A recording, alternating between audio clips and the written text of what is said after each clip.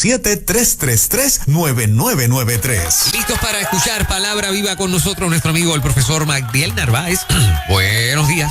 Buenos días, Fernán. Buenos días, Moraima. Buenos días, Juan Carlos. Bendiciones. Buenos días, Puerto Rico. Buenos días, mundo.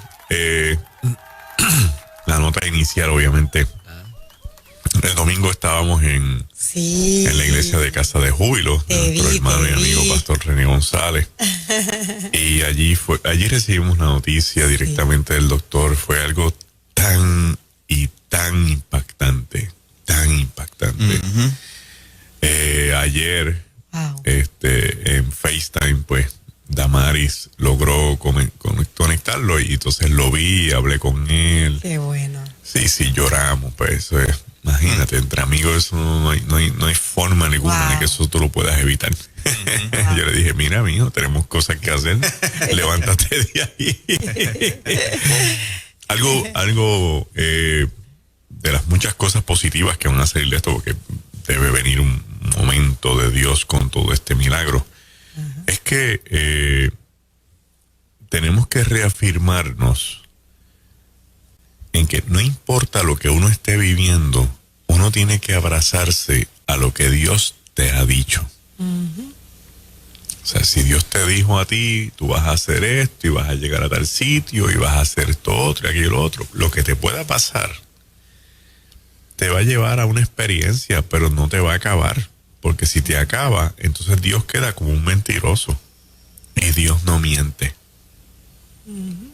La pregunta para la gente que está viviendo situaciones bien difíciles es, ¿qué te ha dicho el Señor? Uh-huh. ¿Qué ha puesto Dios en tu corazón? Porque eso es lo que va a pesar. Uh-huh.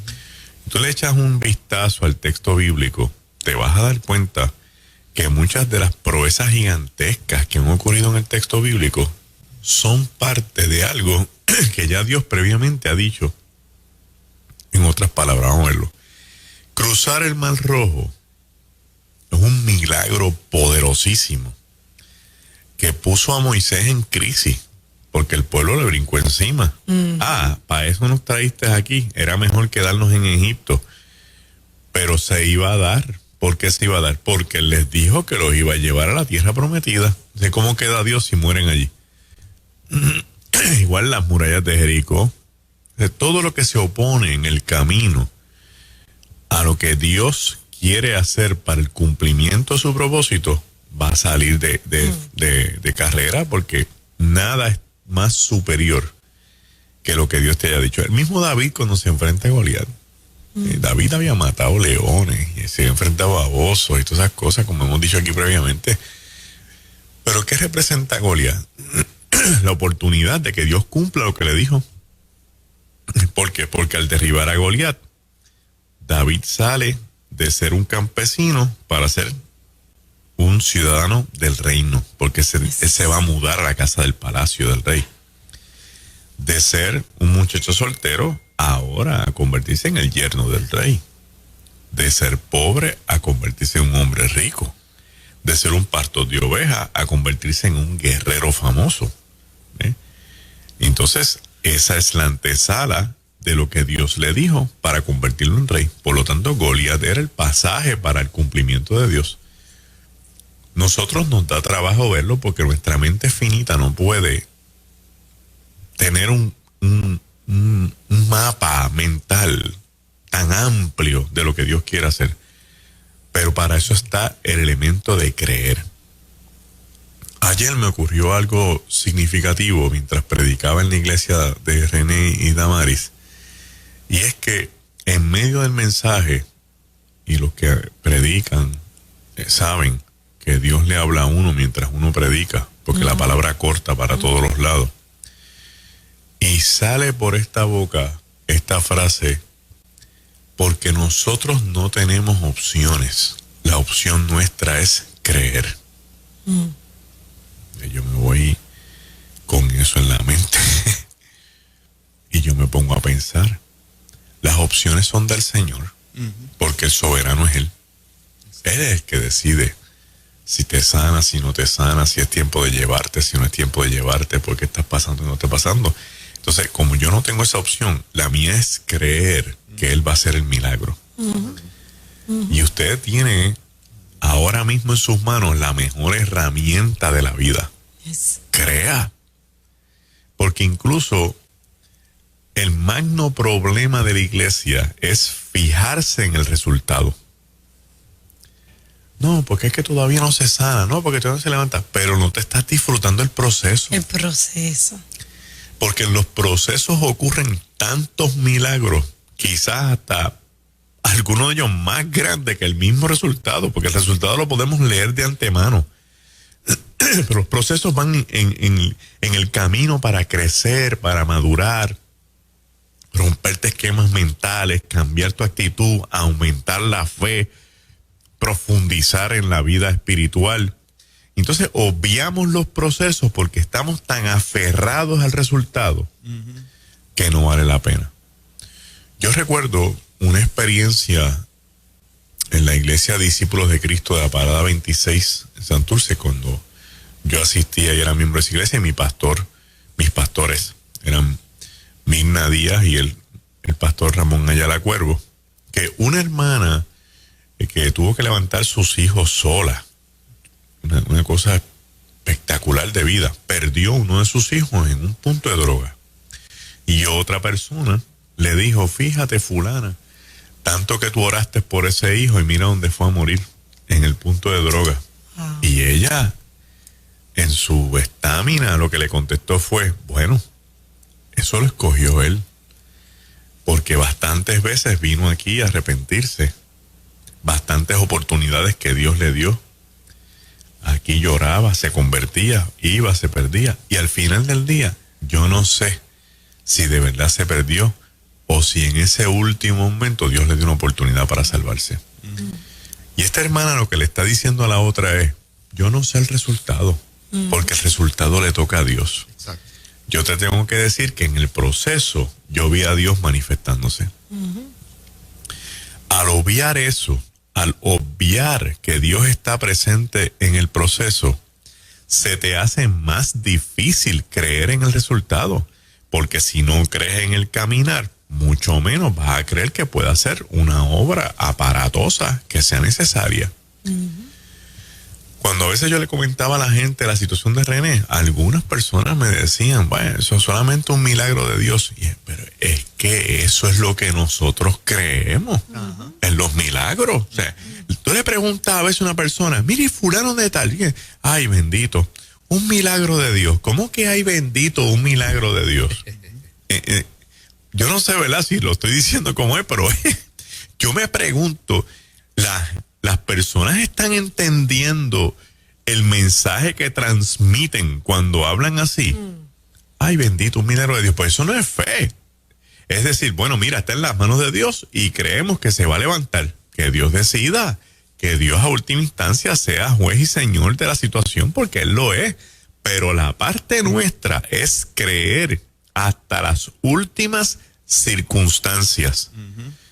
Y el ejemplo de Lázaro. Oh, no, te digo, olvídate de eso, tú sabes. Cristo tiró el chicle hasta Ahí se rompieron todos los esquemas habido por haber, Moraima. Y no abandonar el terreno. Te escucho hablar y sé que practicabas deportes.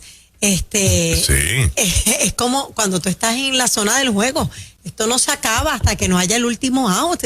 ¿Y cuántos juegos hemos visto que un equipo va perdiendo y ya están celebrando? Es más, yo he visto gente de la fanaticada que se tira a celebrar y de repente se da un virazón y gana el otro equipo, sencillamente porque no tiraron la toalla. Porque no vieron, o sea, vieron el resultado final, pero disfrutaron el proceso. Exactamente. La caída de aquel, el ponche de aquel, ahora es que vamos con más fuerza.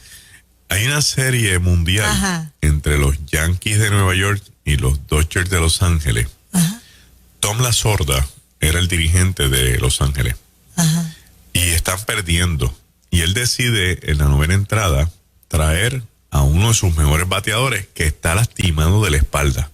A Bob Gibson, y le hacen el lanzamiento y Bob Gibson la desapareció por el right field, que todavía la están buscando. Wow. El hombre corre las bases, tú lo ves con el brinquito del dolor en la cintura. Cuando entrevistan a Tom La Sorda, él dice una frase famosísima en el argot del béisbol de las grandes ligas de Estados Unidos.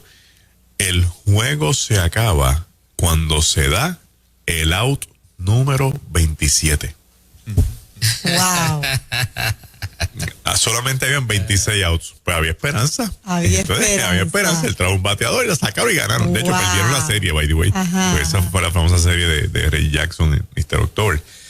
Pero a lo que voy en la mañana de hoy es, ¿en qué tú crees? Y después de en qué tú crees, ¿cómo tú crees? ¿Hasta dónde tú crees?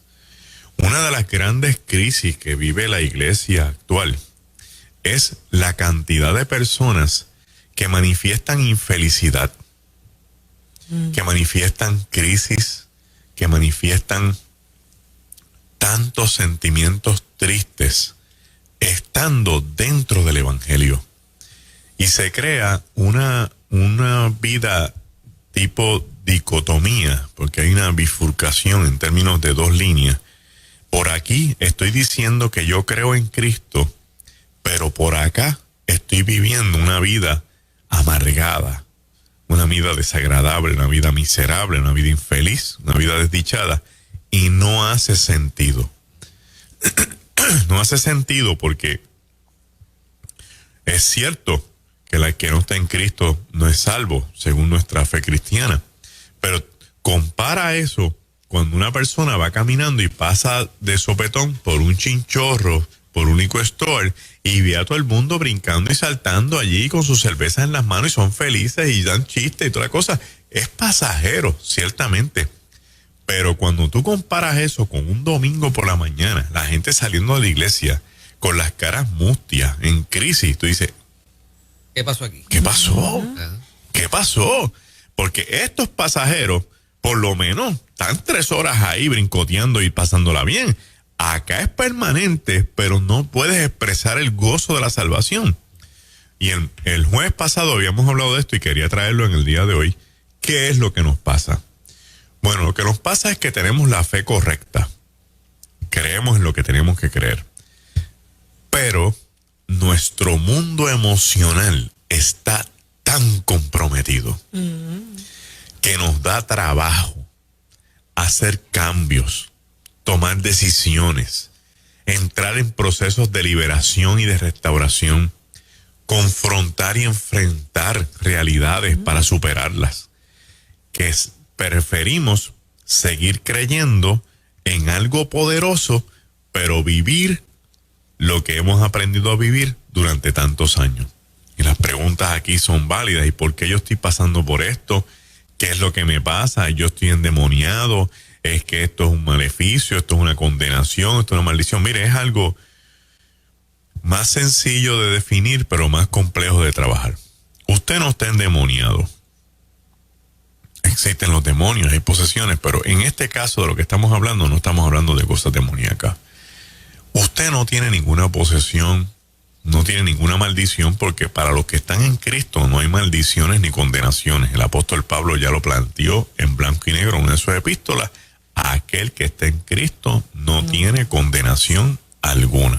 Punto y se acabó. Así que habiendo acabado eso, ¿qué nos queda? Pues lo que nos queda es básicamente en un 90% que usted vivió de meses de nacido hasta los 12 años de edad. Vamos a centrarnos en ese cohorte de vida.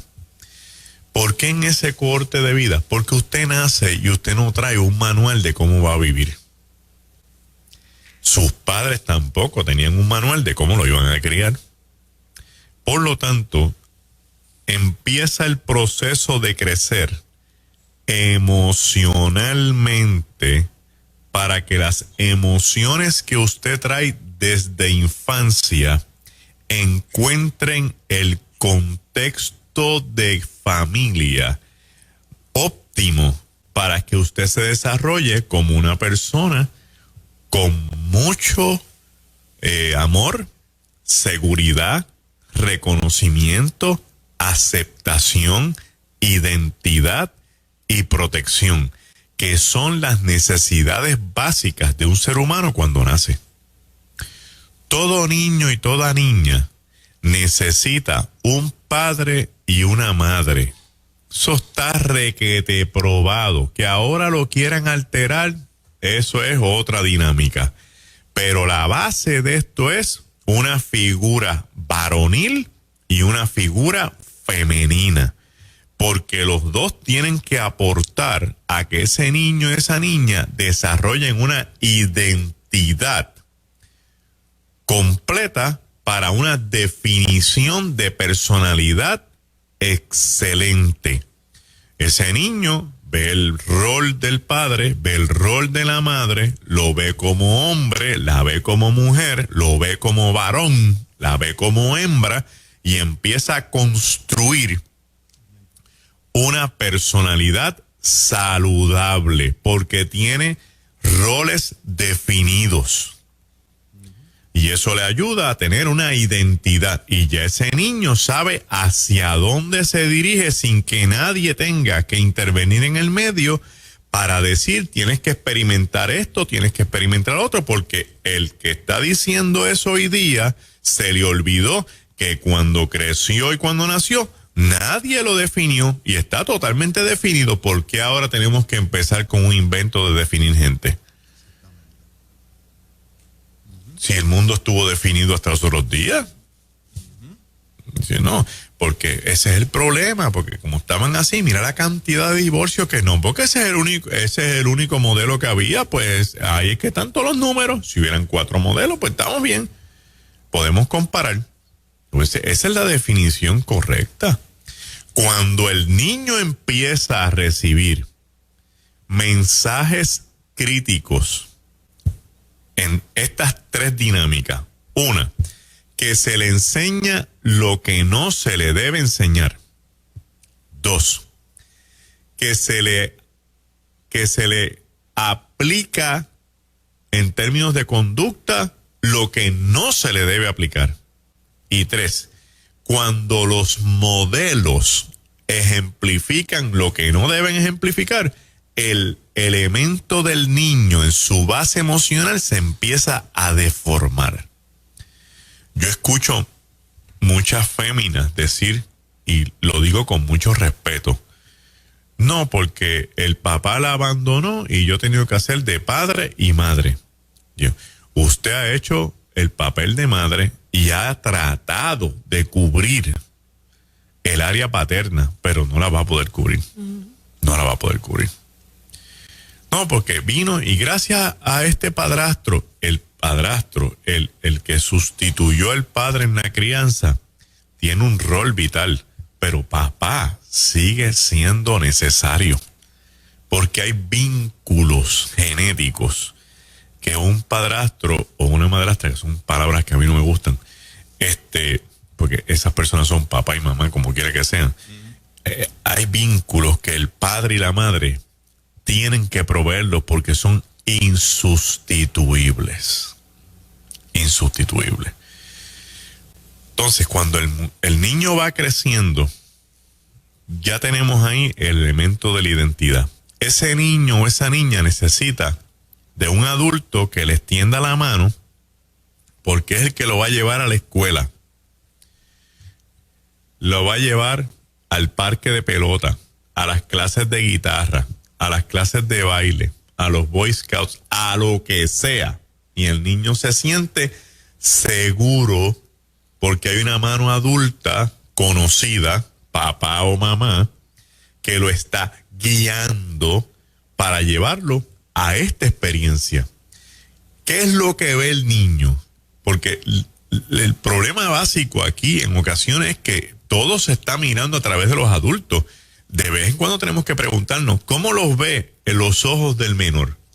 Pues el menor, cuando llega al grupo, ve a los otros niños y a las otras niñas con uno de sus padres. Pues él se siente de igual a igual. No es lo mismo que mamá diga, bájate aquí y te vengo a buscar a las 5. Es que tengo mucho trabajo. De vez en cuando bájate del carro, mamá. De vez en cuando bájate del carro, papá.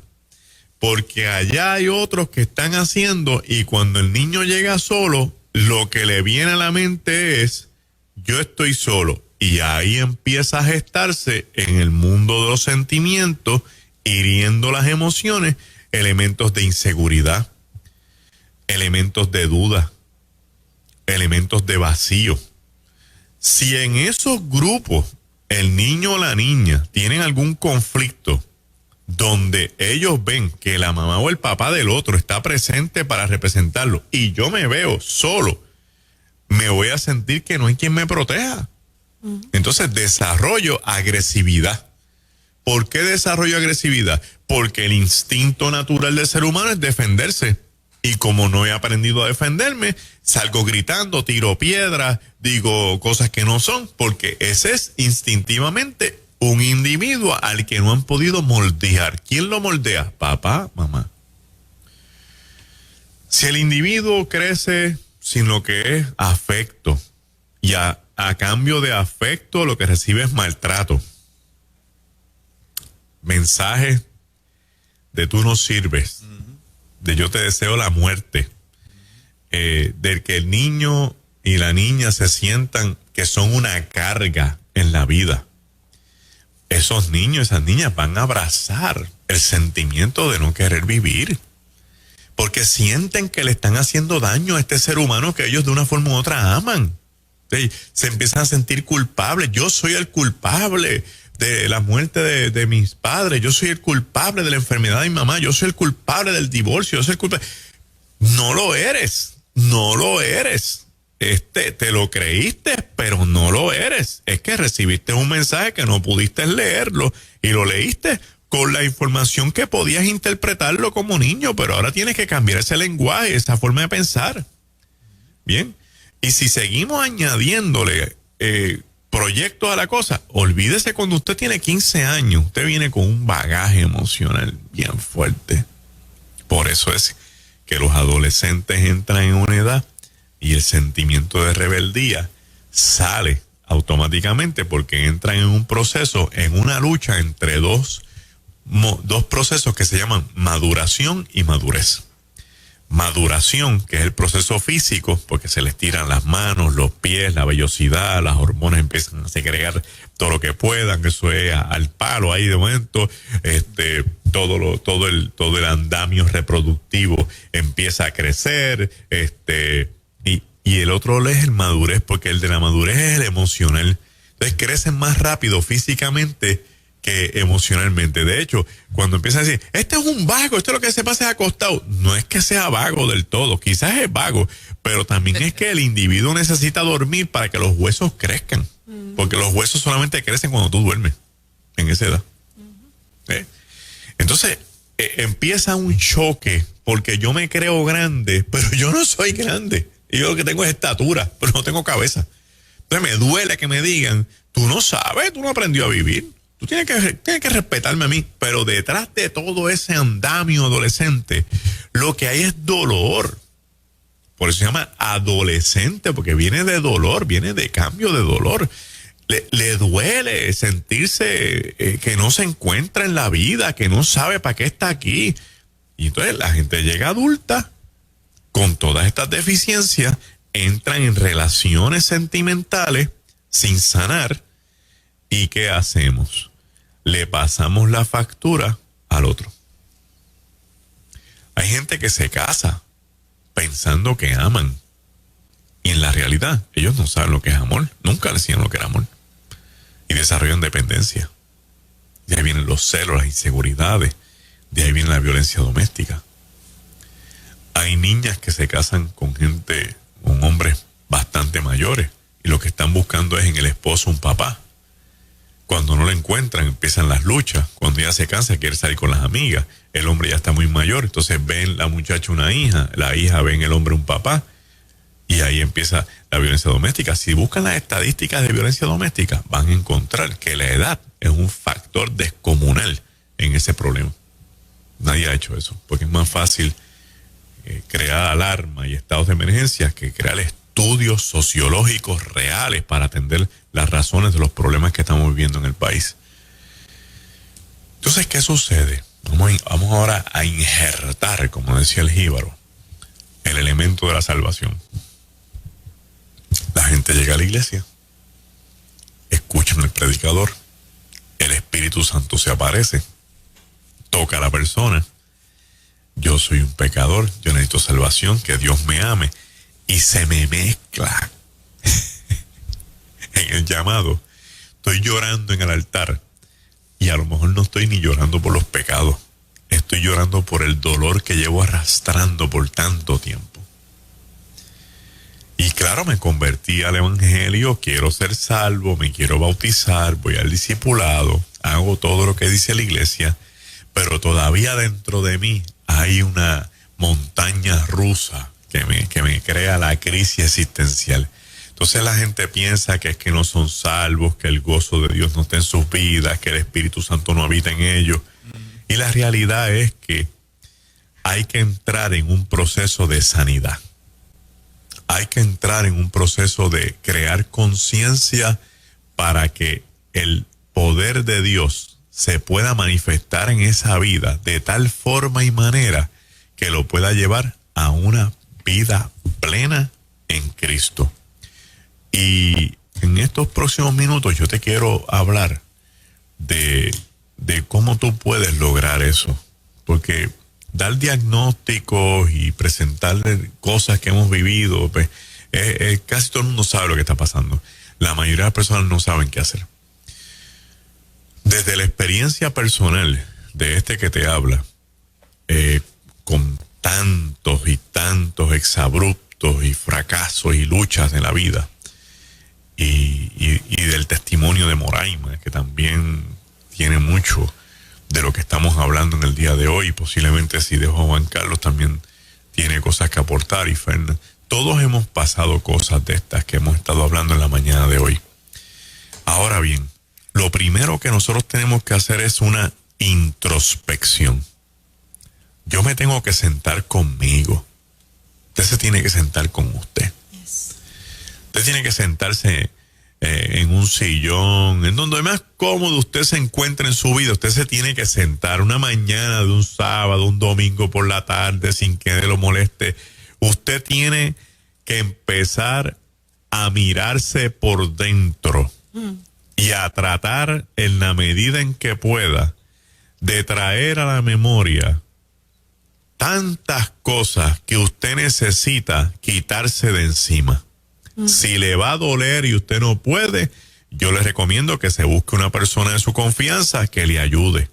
Búsquese un profesional de la conducta, que sea cristiano, un capellán de los muchos que estamos entrenando últimamente, un pastor, su pastora, alguien en quien usted confíe, una amiga de confianza, y siéntese y diga: yo tengo tantas estampas de dolor y de crisis en la infancia que yo necesito quitarme esto de encima.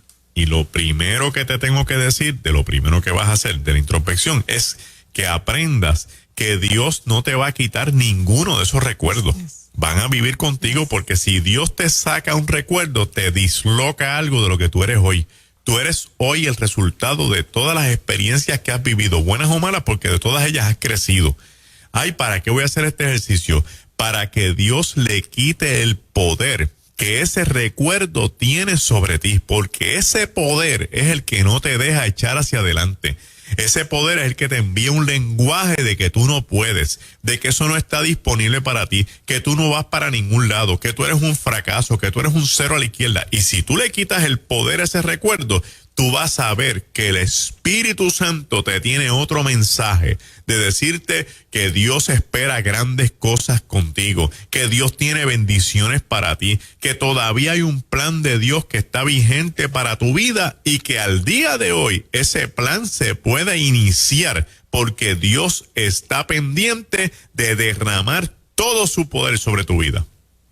Hay gente que me ha dicho en talleres de sanidad interior: el pastor, pero Dios puede hacer eso ahora mismo con todos los rollos que yo tengo. Dios lo está haciendo, pero se está perdiendo un montón de cosas en tu vida. Tú te estás perdiendo un montón de cosas en tu vida, porque después que pasan cosas gloriosas, te sientes que eres inmerecedor de la gracia de Dios, te sientes que estás sucio, te sientes que estás culpable, y todo es por estos recuerdos y esta bagatela que estás arrastrando, que necesitas soltar. Haz una introspección, haz un recuento. Y cuando hagas el recuento, te vas a dar que van a suceder varias cosas. Te vas a encontrar con experiencias que tienen nombre y apellido. Y seguro social. Porque son personas de carne y hueso que a veces sin ningún tipo de maldad, simplemente porque también tenían su rollo y no sabían cómo manejarlo, transmitieron a la próxima generación su dolor, su angustia, sus luchas, sus frustraciones, de una forma quizás de la peor forma posible. Pues empieza a pedir perdón y empieza a perdonar. Anota todo lo que te venga a la mente. Y después que tengas una lista, métete en oración. Invita al Espíritu Santo. Y dile al Espíritu Santo que te dé fuerzas. Y Espíritu Santo, dame fuerza. Porque yo voy a perdonar. Y ahí la persona. Voy a perdonar a mi mamá. Voy a perdonar a mi papá, a mi hermano, a quien tú tengas que perdonar. Lo llamas por nombre y apellido. Después, lo que esa persona te hizo. Voy a perdonar a mi mamá, a mi papá, porque la forma en que se condujeron conmigo me hicieron sentir que yo no valía nada. Si eso es lo que te está pasando. O porque me abandonaron. O me maltrataron. O me hicieron tanto daño. Te vas a quebrar, pero te vas a sanar. Después, perdónate todo lo que tú hayas hecho a consecuencia de eso. Y a consecuencia de esto, yo me quiero perdonar la gente que yo abandoné en el camino, la gente a la que yo maltraté en el camino, la gente a la que yo le hice daño. Y cierra el círculo diciéndole al Señor, y las consecuencias que esto tiene, quítale el poder que tienen sobre mí. Con uno que hagas de vez en cuando, vas a empezar a sentirte libre. Hermano, ¿y por qué esto no ocurre en el altar cuando uno se convierte? Porque yo escuché el testimonio de fulano de tal que se convirtió y Dios lo libró. Esa es la excepción. Esa no es la regla. Y las reglas no hacen, las excepciones no hacen reglas, no hacen patrones. Dios pudo haber tenido algo con una vida y pues lo hizo de esa forma con esa persona. A ti te va a llevar de la mano para que tú puedas testificarle a otros de todas las cosas de las que Dios te libró. Si tú quieres cazar una culebra que supuestamente se te metió en tu casa, no hay forma de que tú la caces a menos que tú sepas dónde está o la puedas ver. La culebra se tiene que manifestar primero para después poder cazarla. Por lo tanto, hay que manifestar las cosas que no están bien para poder sanarlas. Dios no puede venir y coger como si fuera el rollo de tu vida, todos los recuerdos graves que tú tienes, como si fuera la bolsa de Santa Claus o la bolsa de un cartero. Y dice, Señor, aquí están todos mis rollos, sánalos todos uno detrás de otro. ¿Cuáles son? ¿De qué te sanó el Señor? No es lo mismo tú venir y decir, el Señor me sanó, que yo puedo perdonar a mi papá. No quiere decir que tenías una crisis con tu papá. El Señor me sanó y yo pude entender a mi mamá. ¿Y de qué? Bueno, porque era esto, aquello y lo otro. O sea, hay un proceso de conciencia que tú no lo puedes pasar por alto. Dale la oportunidad a que el Espíritu Santo entre en tu vida, destruya las obras de la carne y las obras de las heridas emocionales que hay en ti, para que puedas dejar un terreno limpio y pueda surgir de allí frutos del Espíritu. Que si hoy tú sientes odio y coraje, puedas sentir amor. Que si hoy tú sientes agresividad y deseos de pelear que puedas tener mansedumbre. Que si tú tienes una crisis de ansiedad y tengas templanza, deja que el Espíritu Espíritu trabaje con la profundidad de tu corazón, porque cuando nosotros nos convertimos a Cristo, no se acabó la vida que llevábamos, empezó una vida nueva. Si tú dices que empezó una vida nueva, quiere decir que vas a empezar a experimentar cosas que no habías experimentado antes, porque la vida en Cristo comienza con el arrepentimiento, pero sigue por ahí un proceso con el Espíritu Santo que quiere liberarte la mente y el corazón para que seas un mejor cristiano, un mejor hijo, una mejor hija, un mejor padre, una mejor madre, una mejor hermana, un mejor ciudadano, un mejor ser humano. Y podrás ver de ahí en adelante que aunque estés viviendo el peor momento de tu vida y te salgan las lágrimas y sientas un evento de tristeza, el gozo de lo que Dios está haciendo contigo, no hay quien te lo quite ni te lo arrebate. Magdiel, ¿que tú crees que le falta a una persona? Porque se escucha de vez en cuando gente en la calle, en el tema del perdón, que dicen, cuando alguien le exhorta, perdónalo. Yo no tengo nada que perdonar porque el que perdona es Dios. No. Es negación. Es negación, porque el dolor que tiene es tan grande que piensa que si perdona le está dando la razón al otro, que si perdona se está humillando, que si perdona está cediendo su punto. Está volviendo débil. Se está poniendo débil, que es vulnerable, y no se da cuenta que el que perdona es el que realmente se crece. Porque está pasando la página. Yo lo perdoné. Aunque haya sido el ofendido. Aunque haya sido el ofendido. Aunque haya sido el ofendido. Ya yo lo perdoné. Fíjate eso. ¿Bien? Entonces, cuando tú te encuentras con un Cristo que se encuentra con Pedro en el Evangelio de Juan, el capítulo 20, frente a la hoguera, dice, Pedro, ¿tú me amas? Mire, eso le tuvo que haber revuelto a Pedro en la cabeza, la negación frente a aquella mujer, haberle dicho 4 cosas, de que yo no lo conozco, de maldito es ese hombre, que va a entrar usted. Que tú me amas de verdad. Porque cuando alguien te confronta con algo que tiene que ver con tu vida emocional, lo que se te levanta es todo el mundo emocional que está dormido. Ningún ser humano sabe a ciencia cierta cuán crítica es su situación emocional hasta que no vive una experiencia que le revuelque todo lo que tiene por dentro y salga hacia afuera todo el dolor y toda la crisis. Por eso es que decimos que le pasas la factura al próximo que venga, porque ese te tocó una fibra íntima que tú no sabías y entonces tú respondiste como no es. Mira este ejemplo que te voy a dar. Este individuo, cuando es pequeñito, la mamá, por querer ayudarlo, lo quiere enseñar a hacer compras. Entonces le da una lista de productos con el dinero dentro de un sobre. Y bájese aquí y váyase al supermercado, 8 años, y métase en el supermercado y va a llegar a la compra. Y el muchachito fue con su cajito, hizo la compra y todo el mundo lo felicitó. ¡Ay, nene, qué sé yo! Y vino y montó los bolsitos en el carro y llegó a la casa. Y llegó a la casa, la mamá empieza a inspeccionar, lista con productos, y empieza a criticar. Mira para allá. Compraste esto tan caro, que este producto es más barato que esto y hace lo mismo. Entonces, no lo premió. Lo que hizo fue, lo penalizó por algo que él no sabe, está aprendiendo.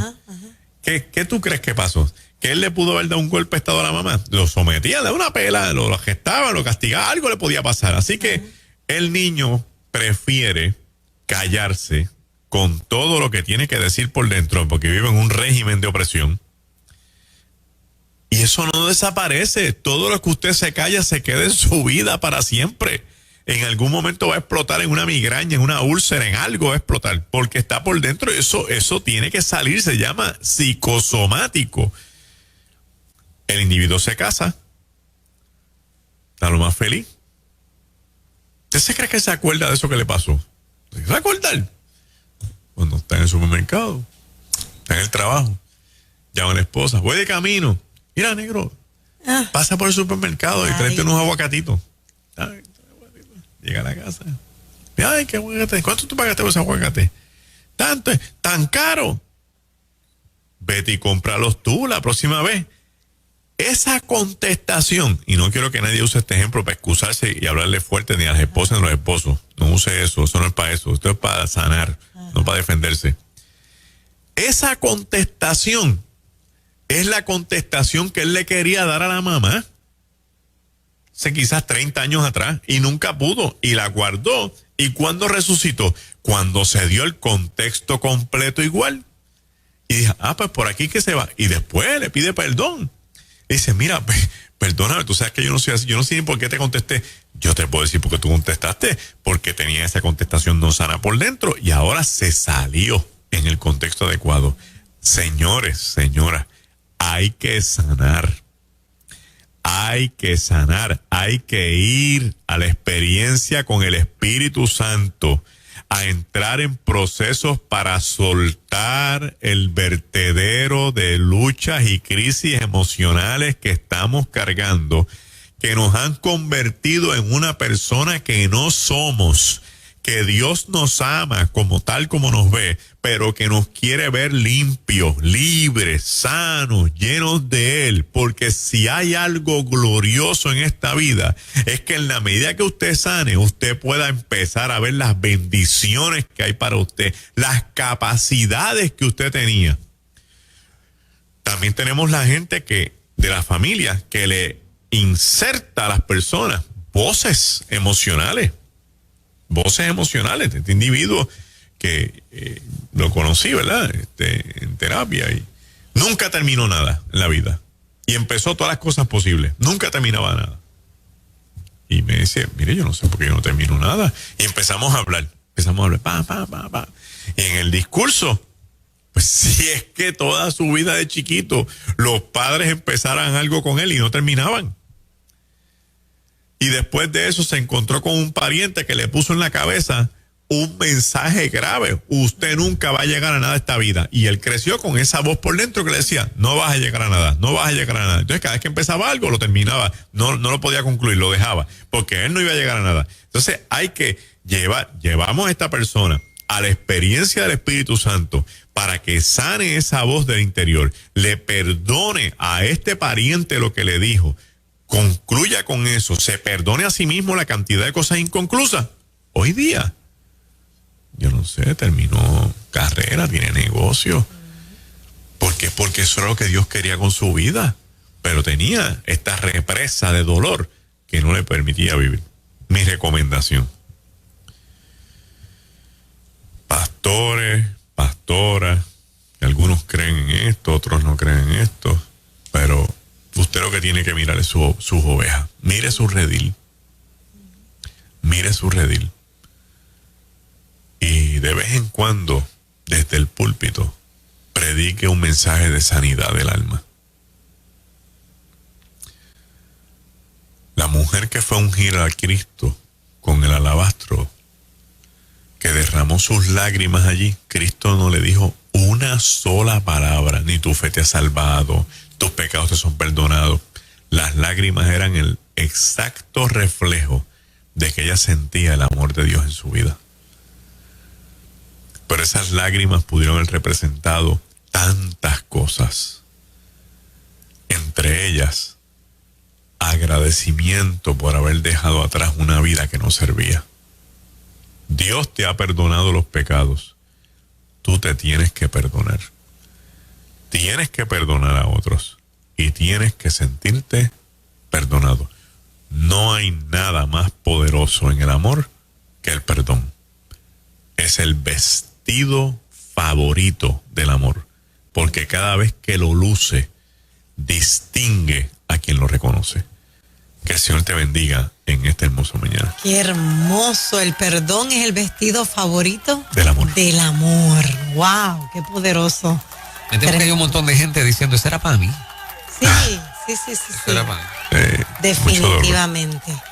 Y como bien dice Magdiel, hay cosas que nosotros pensamos que no se han ido, que están ahí, y las reflejas con otros. Años más tarde, otros pagan esa, ¿verdad? Esa deuda pendiente. Y ahí es donde uno tiene que decir, espérate, esta persona no tiene por qué cargar con algo que yo no sané. Correcto. Sea la razón por la que sea, ¿verdad? Que no sanaste, no recibiste las herramientas, no las buscaste, pero invitamos a la gente en esta mañana que puedan cerrar capítulos. Ay, sí. No hay nada mejor que cerrar capítulos. Pasar la página con perdón y soltar. soltar carga, todas esas mochilas que usted tiene en la espalda, mire a ver cuáles no son suyas y suéltelas. Ajá. Y quédese con la suya. Y hay libros que uno no vuelve a leer. Yo siempre pienso que, aparte de pasar la página, es cerrar el libro y clausurar la biblioteca. O sea, no entra allí más. No entres ahí más. Bien. Lo complicado, lo difícil que debe ser para mucha gente darse cuenta de que, por ejemplo, programamos mal la mente y las emociones de los hijos, por ejemplo, ¿no? Sí. Sin querer. Sin querer. Entonces hay que reflexionar y tratar de reorganizar todo eso, ¿no? Y hacerlo mejor. Hacerlo mejor. Yo puedo superar la generación pasada si creo conciencia y transmito a mis hijos algo mejor de lo que me transmitieron a mí. Debe tener algún efecto bonito decirle, aunque uno piense que es a destiempo, aunque los muchachos ya estén grandes, decirle, cometiste error. No debía haberlo hecho de esta manera. Sí. Yo he tenido esas conversaciones con mis hijos. Sentarlo en la mesa. Tremendo. Te voy a decir quién soy yo, qué ha pasado con mi vida, esto no debió pasar, yo no quiero que tú vivas eso. Y eso debe ser poderoso. Eso es poderoso. Reparador. Sanador, restaurador, reparador, liberador. Sí, la gente siempre dice, las confesiones son buenas para el alma, son malas para la reputación. Aquí estamos entre padres e hijos, aquí no hay problema de reputación, esto es lo que hay. Exacto. Y entonces eso logra cerrar filas entre padres e hijos y lograr que ese amor fluya más, porque la gente a veces ama con el freno puesto. Sí. Yo no sé qué me va a pasar, tú sabes, yo no me voy a meter todos los huevos en esa canasta. Claro. Pero cuando se dan estos espacios, es sanador, es reparador, entonces fluye. Entonces el hijo, la hija, puede entender mejor los errores que se cometieron. Dice, no es que papi sea malo, es que tenía este problema, tú sabes. Sí. Déjame entenderlo, porque eso me puede pasar a mí también. Claro. Muy útil todo este contenido, que debes compartirlo con tu gente, porque está ahí en el YouTube y en el Facebook, el live de 97.7 Nueva Vida, y también las redes sociales de Magdiel Narváez. Seguro que sí, magdielnarvaez.net y elgalileo.org. Definitivamente, esto ha sido de gran bendición. Le recordamos a la gente que puede bajar nuestra aplicación gratis, Nueva Vida FM, y también en el canal de Liberty. Estamos en todas partes, Magdiel. Estamos pegados por todos lados. Bendito el Creador por eso. Mira, vámonos con, por lo menos para mí, esta es mi favorita de René.